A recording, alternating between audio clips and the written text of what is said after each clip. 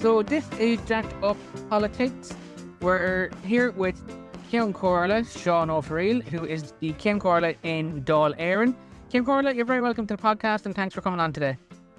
It's great to be invited. I'm excited by the idea of taking part in your podcast. Thank you for having me.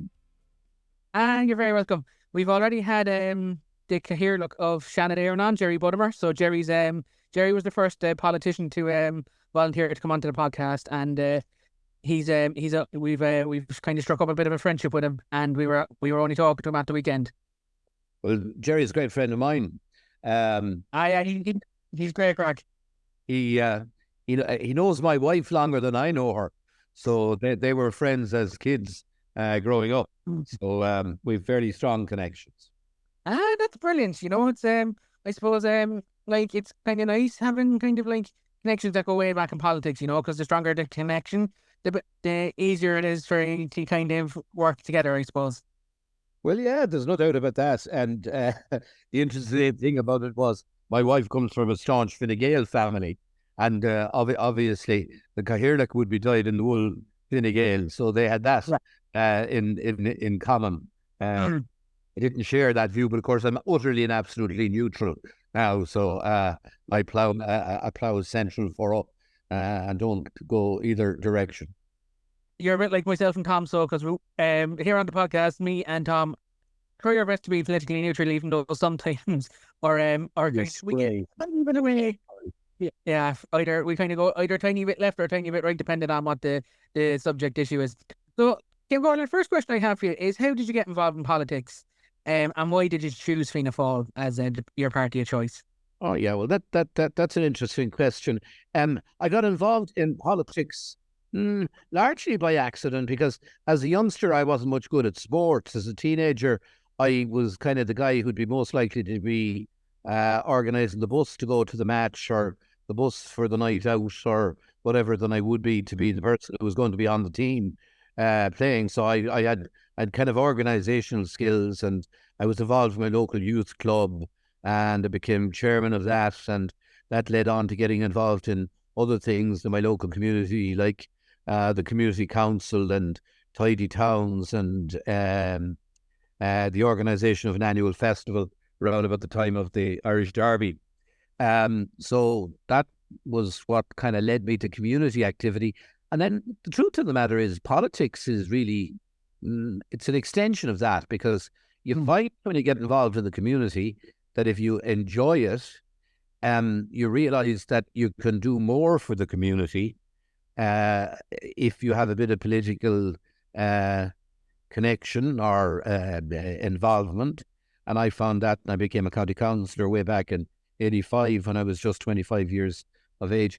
But in terms of why I choose Fianna Fáil, I come from a very mixed political background. My mother always voted Labour until I came on the scene, and she was from a traditional bread and butter Labour Party supporter background. My father was the product of a mixed marriage, insofar as his mother was from a very staunch pro-treaty Fine Gael family, but his father, on the other hand, was a De Valera and Fianna Fáil supporter. So in our house growing up, politics wasn't really discussed. And what I was aware of, my parents' perspectives, I had a keen interest from a very early age in the Irish language. I was very interested in the whole question of Irish unity.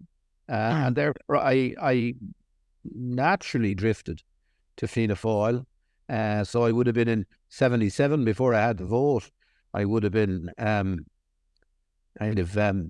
hoping that Jack Lynch would succeed and Fianna Fáil would win. And then I was invited to join the local common, or the local branch of Fianna Fáil when I was about 20 or 21. I became involved in Ógra Fianna Fáil and worked my way up through the organisation, and became a councillor then in 85. So that's the background. Very nice. You're a bit like myself, being from a mixed political background, because my mum and her side of the family would have batted Labour and kind of the Workers' Party when they were younger, because my granddad, he was a Labour supporter. Mom's a trade unionist. My grandfather and granduncle were trade unionists.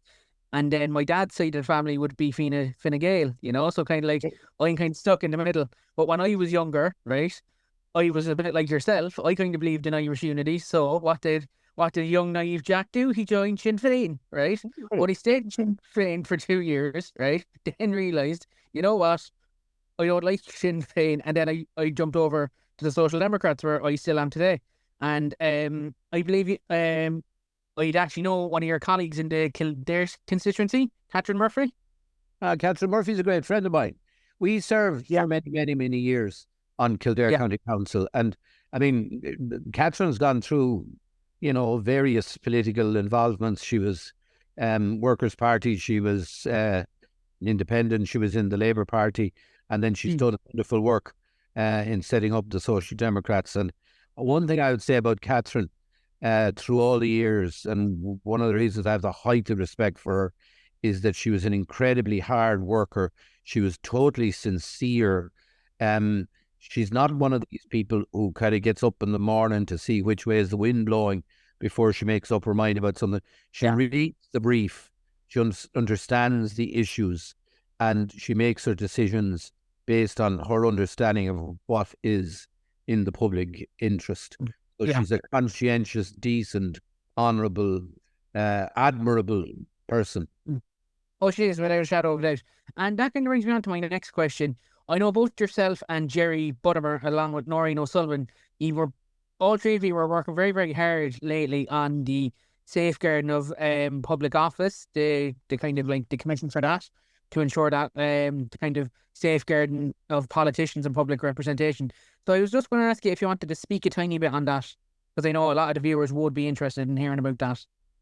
Yeah, well, you see, I suppose we've been conscious here in Leinster House for a while, for a couple of years now, that there was more and more sharp criticism. And indeed, criticism is one thing, and criticism is, you know, something you just have to take, and it can be justifiable sometimes. But criticism that verges into abuse is another matter. And members were taking abuse. They were taking abuse in large measure on social media, but also as they walked the streets and went about their business, and people coming into the constituency offices seeking to intimidate them or their staff. And it became an issue, and very much so against the background of two murders in Britain of two serving members of Parliament. That there became a heightened awareness here that, you know, we did need to kind of take some steps, because we don't want to go down the road of seeing people being injured or hurt or what have you. And if you go to the local election campaign, there's plenty of reports of people being intimidated while they were out canvassing, and not just intimidated, assaulted in some instances. So Noreen O'Sullivan, as the former Garda Commissioner and somebody who has huge respect across the country and internationally, having been a senior officer with the United Nations in New York for a couple of years, she volunteered. Well, she responded to my request to lead a group of people to look at how could we make life safer for people who wanted to become involved in politics.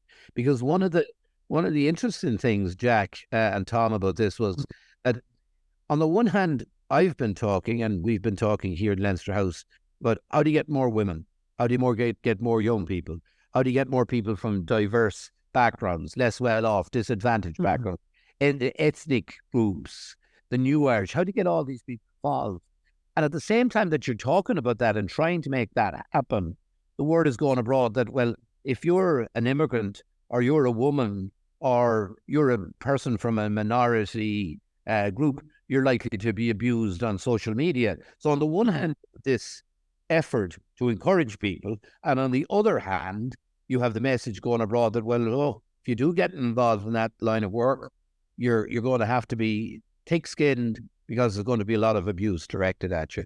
So I suppose what we had to try and do, and what Noreen O'Sullivan did, was kind of work out ways in which we could provide practical protection and support for TDs and senators and councillors, and ways in which we could engage with the social media companies to ensure that material of an inappropriate nature was not put up, or if it was, that it was taken down immediately. And as well as that, to kind of engage in a general kind of campaign of education to realise that unless we can attract decent, honourable people into politics, then people mightn't be happy with the politics we have. But by God, if we don't get good people in, or if the calibre of people who come into politics are down to just the narcissists who want to see their own pictures up on the posters, but don't give a fiddler's curse about people and about society and about their county and their country, they're the type of people we get elected. Well, we're going to have a much worse society, a much poorer economy, and people are going to have much better reason and much more justified reason to be disillusioned. So we want the best of people to become involved, and if we're going to get good people, we need to be able to protect them and make sure that they don't put up with unreasonable abuse. And kind of like a question I have for you as well is, I know as part of your job as presiding officer over the Dáil, I know sometimes you have to kind of listen to one side throwing guff at the other, you know, and I'm just wondering, like, at what point do you have to kind of step in and go, right, lads, enough is enough, that's actually out of line? Like, what actually is that fine point between it being kind of like constructive criticism versus kind of like a personal attack on someone? Yeah, well, that's the point. Tough political debate can take place, and I've no right to insert myself into or interfere in tough, robust political debate. But when the debate goes beyond the political into the personal, and abuse starts to creep in, then it is my responsibility. If you like, I'm the referee. I must get to see that the game might be very tough. It might even be brutal, but it must be fair, and it must be playing the ball, not the woman, and not the man. And just another question I have for you is that I know quite recently there was like an incident in the chamber where I know there was one of the Fianna Fáil TDs kind of lashed out against the PBP TDs over comments the PBP TDs had made about Irish neutrality. And I'm just wondering, does that become very difficult then to kind of say, look, lads, you can't be saying that to each other. We're in here to represent the people of Ireland. If you can't play ball, then why are you in the chamber, you know? And like, I suppose, yeah, I think Jack, there you may be referring to a fairly heated debate that took place where I think Minister of State Sean Fleming they were talking about neutrality, and people before profit were putting their arguments forward, and Minister of State Sean Fleming was answering, and he talked about people being Putin's puppets. Is that what you're referring to? Yeah. I wasn't in the chamber for that, but do you know what? Is that something I would have ruled out of order? No, I wouldn't, because what is that? That's a political charge. It's not.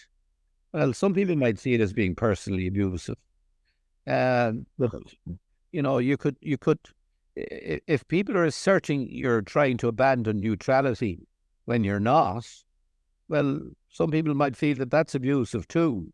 So the reality is, all of that, in my view, falls into the area of political charges, and political charges are they're part and parcel of what happens every day.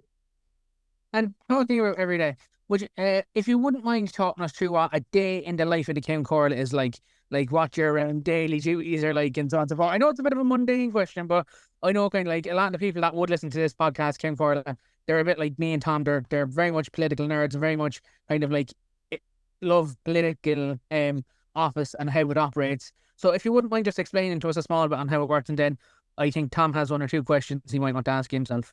Yeah, I think maybe to best understand what the day involves, it might be best for me to explain very briefly what the job of Ceann Comhairle involves. And there are three aspects to it. first and foremost, the Ceann Comhairle chairs the Dáil, and you see him there with the assistance of the last Ceann Comhairle on occasions and a panel of independent chairs. So job number one, chairing the Dáil. In addition to that, there are a whole host of internal committees that the Ceann Comhairle also chairs. That committee on procedures, committee that reprimands members if they misbehave, a committee on Dáil reform, and so on. Lots of those. That's one. The second area is the overall, if you like, the housekeeping of Leinster House. The Ceann Comhairle, whoever he or she is, chairs the Houses of the Oireachtas Commission. The Houses of the Oireachtas Commission is the corporate body that is responsible for employing everybody, paying the wages, running the complex, and ensuring that the taxpayer gets value for money. The Ceann Comhairle chairs that group of, if you like, the board of directors, and the clerk of the Dáil is the accounting officer. Now, our annual budget, we've had 1,200 people on the payroll here, right? And the annual budget would be in excess of 165 million, I think, in the current year. So that's a big behind-the-scenes responsibility, right? Yeah. The third part of the job is what I call parliamentary diplomacy. That's where the Ceann Comhairle or the Cathaoirleach of the Seanad are responsible for dealing with embassies, ambassadors, visiting dignitaries, political groupings coming into the country. Some of them are coming for just a meeting. Others are coming to visit the country, and you may have to travel to various places with them.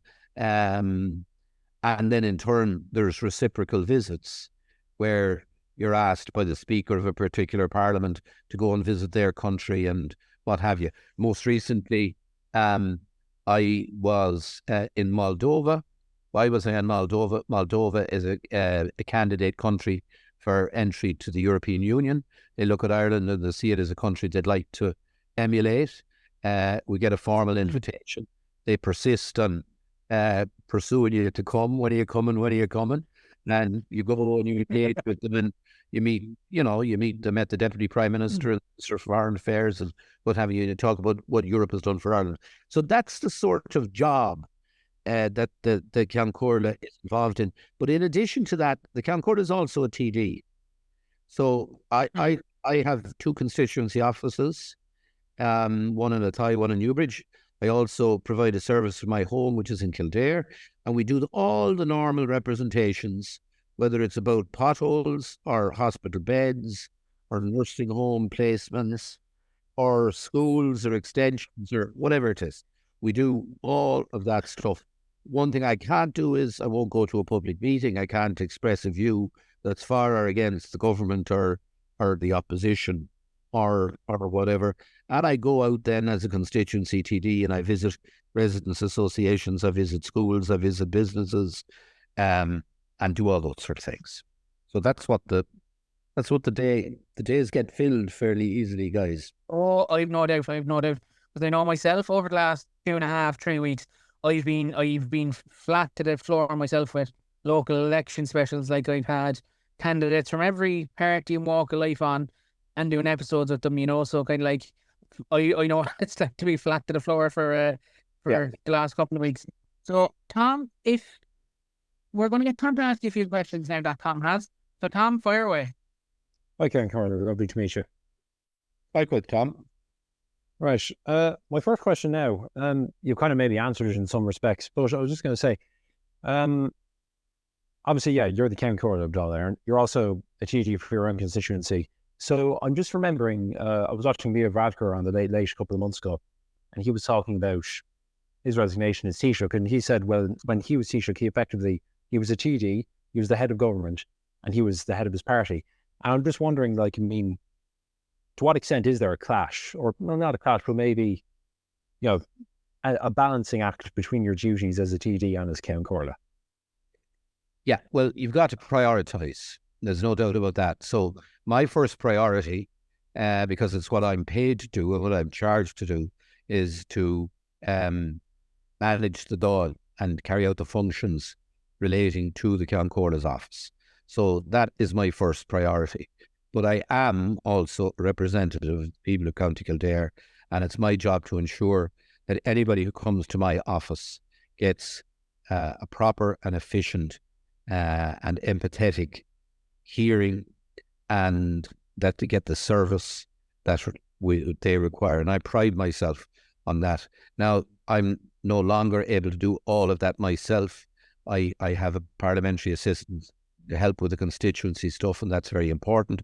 And we have a small team, and they work very, very hard, and they report in to me on a constant basis. But on a regular basis as well, I mean on a weekly basis, I meet constituents and I hear their problems firsthand, and I visit their homes or their estates, or I visit the schools or whatever it might be. Yeah, fair enough, yeah. So you do find it easy then to balance your both duties, like? Yeah, is it easy?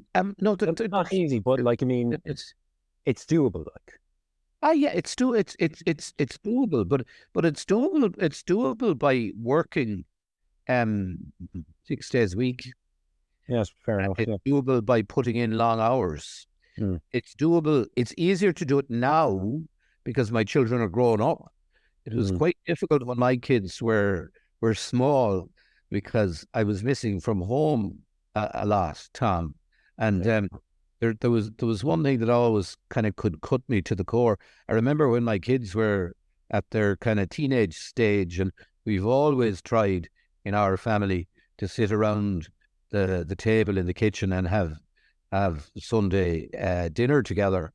But and there'd be 3 generations, grandparents, ourselves, and the kids. But if a kind of a heated argument would get going, as it very often does in families, and if I was to stick me oar in, I'd quickly be told by some of the kids, "Dad, will you stay out of it? You don't know what goes on because you're never here." And that used to be fairly that hurts, like. Well, it hurts, yeah. It makes you feel fairly small, but you look, that's, you know, when you join, and I mean, I'm not whinging about that. I mean, lots of people in business, people in medicine, people in all sorts of walks of life, that, you know, their job is such, it takes them away from home, keeps them away a lot, and they don't get to spend as much time with their kids as they would like to. Yeah, it happens sometimes. But I've just a question for you now, just a slightly different topic now. So the local elections, the government's done reasonably well. Like, I mean, look, Fine Gael and Fianna Fáil, you know, doing fairly well in terms of seats, and the Green Party has held their own as well. But the current coalition government now, obviously it's historic in that, you know, I feel this was all said when the coalition was formed, but obviously, look, it's Fine Gael and Fianna Fáil in government together. And there's kind of a sense amongst some parts of the electorate that when the general election does come about, and it'll probably be next year, Taoiseach's indicated that Fine Gael and Fianna Fáil will kind of be fighting the election, although 2 different parties, kind of fighting the election together almost in one unit. And I'm just curious, do you think a merger between Fine Gael and Fianna Fáil could ever happen?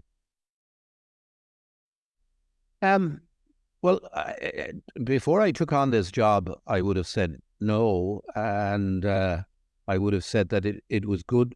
That 2 strong centrist parties, i.e. Fianna Fáil and Fine Gael, was good for Ireland because it kept centrist politics strong. And I suppose I am a centrist. But now things have changed. And whether it's desirable or not, the prospect of the parties moving closer together in the years ahead is, I think, inescapable. Whether they'll ever merge or not, I don't know. I don't think a merger is likely in the near future. And I think in the next election, what you'll see is Fianna Fáil, Fine Gael, and the Greens fighting for every vote they can get for their own parties, and if that involves, hitting up against each other, that will happen. But you may well see the electorate, if they're happy at the next election with the current government, transferring across the three-party lines. And there's a certain amount of that evident now in both the local elections and the European elections. So we have a very sophisticated Irish electorate. And I think they'll decide at the end of the day what's going to happen. But you hear all this talk now about it. It's important that the centre holds. I've always held that it was important that the centre held, but that the centre didn't just represent the centre, but it represented everybody, while at the same time trying to draw them into a kind of more moderate, more reasonable, more sustainable politics. Yeah. And I think that's very true. That, like, I think politics in Ireland at the moment has become very polarizing. There's no two ways about that. You know, that, like, even compared to five years ago, that politics has become extremely polarizing in Ireland. And I think all parties, regardless of whether it's the government or the opposition, have to be mindful of that fact. You know, that, like, I think the rise in kind of like these anti-immigration parties and what I like to call anti-everything parties, because they seem to oppose at every bloody thing that the progress that the government's made over the last number of years and the progress that previous governments before them have made, you know. So I think kind of like we have to be very mindful of the centre. Ceann Comhairle, would you agree? Yeah, we do. I agree with you, Jack. What we have to do is be mindful of the sort of country we want to live in. You're two young guys. You're probably going to bring up families. You're going to want to bring them up in a country where there's a decent standard of living, where they'll be able to get a house, get a job, and live a decent life and be free of fear. I think with this whole business of migration and emigration and what have you, we need to wise up. There are mistakes been made at present. I can't understand, for example, why people come down to Mount Street and they sign on and they go off down to a local charity and they get a tent and they put the tent up somewhere in the street. And then a couple of days later, the local authority comes along and gathers them up and brings them off somewhere else. I don't understand why it isn't possible to sign on in Mount Street, go and sit on a bench and wait for a bus to come and take you to somewhere where there is going to be a bed provided for you by the state. That to me is what should be happening in an ideal world. But beyond that altogether, many of the people that are coming to us are economic migrants. Some of them are asylum seekers, there's no doubt about it, and we must reach out, support and care for asylum seekers. When it comes to economic migrants, we need to face the reality. Right across the Irish economy, employers are looking for workers. They're looking for them in construction, in hospitals, in hospitality, you name it. And I've been around to many of the European countries, and I heard Bernie Sanders being interviewed recently in UCD. He, the American senator and presidential, somebody who had sought the presidential nominee. Bernie Sanders talking about the housing crisis in the US, and one of the reasons for a housing crisis there is they don't have enough workers.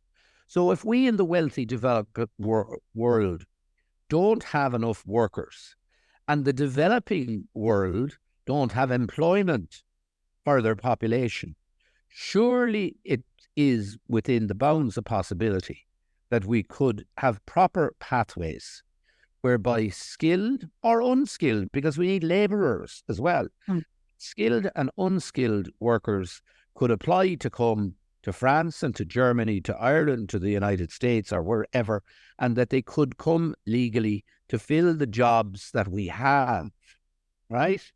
What would that do? That would allow us to continue to generate wealth. That wealth would allow us, hopefully, to continue to provide good quality services for our own people and to distribute some of that wealth. And that would also allow the people who came here to work to send remittances home to their own countries, as the Irish did for centuries.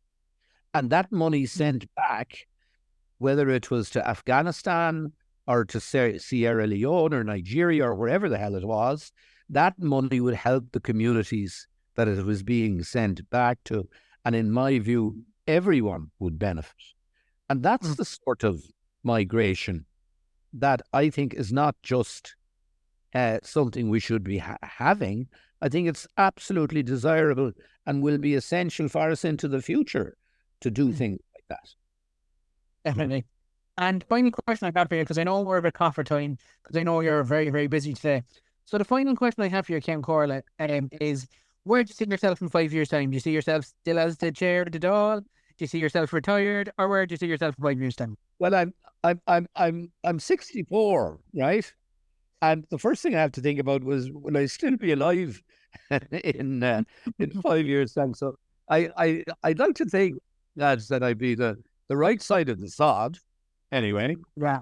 And that if my health allows, that I would be working here in the Dáil, or if not, that I would be going back to work in the community and voluntary sector where I started my life.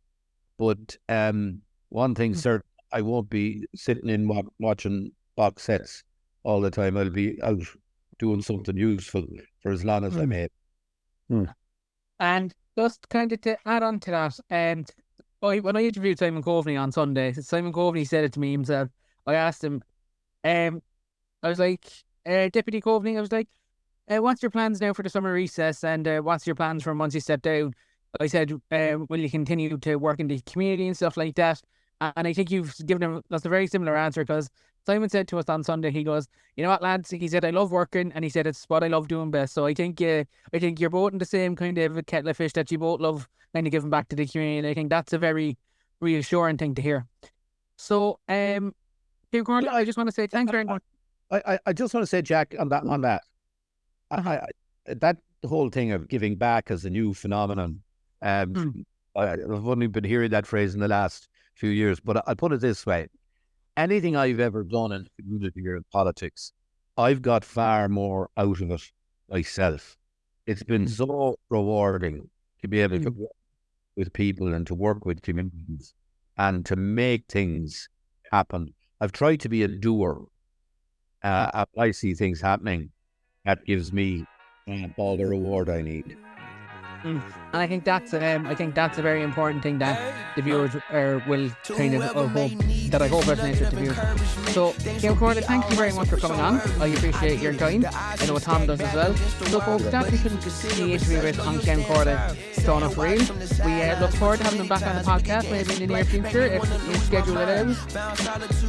It'll be over soon. Ever need a boost, count on me for the 1-2. Trouble don't last when the tough get going. Baby, all we do is